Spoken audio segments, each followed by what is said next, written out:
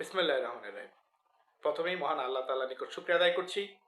গতকাল ত্রয়োদশ জাতীয় সংসদ নির্বাচনে বাংলাদেশ জাতীয়তাবাদী দলকে নিরঙ্কুশ জয় নিশ্চিত করার জন্য দেশের জনগণ ভোটারদেরকে ধন্যবাদ জানাচ্ছি যে তারা তাদের মূল্যবান ভোট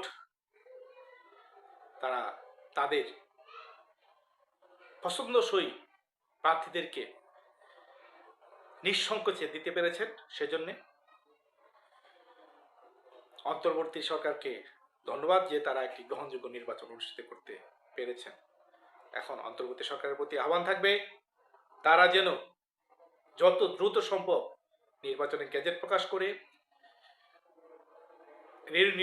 নিরঙ্কুশ জয় পাওয়া বিএনপিকে সরকার গঠনের জন্য আমন্ত্রণ জানিয়ে বিএনপির কাছে যেন দেশের রাষ্ট্রীয় দায়িত্ব অর্পণ করে তারা যার নিজের গন্তব্যে যেন ফিরে যান।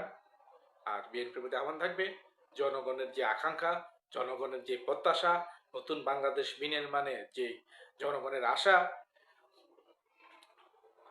ইতিবাচক সংস্কারের প্রতি যে জনগণের চাওয়া, সেটা যেন তারা পূরণ করে। আবারও ধন্যবাদ জানাচ্ছি বিএনপির চেয়ারম্যান জনাব তারেক রহমানকে, আমাদের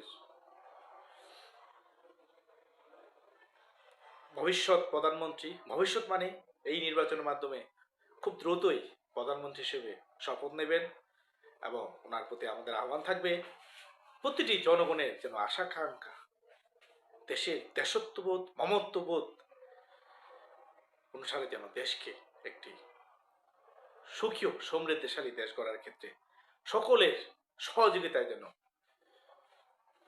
বিভাজনহীন সমাজ ব্যবস্থা গড়ে তোলেন। সবাইকে ধন্যবাদ।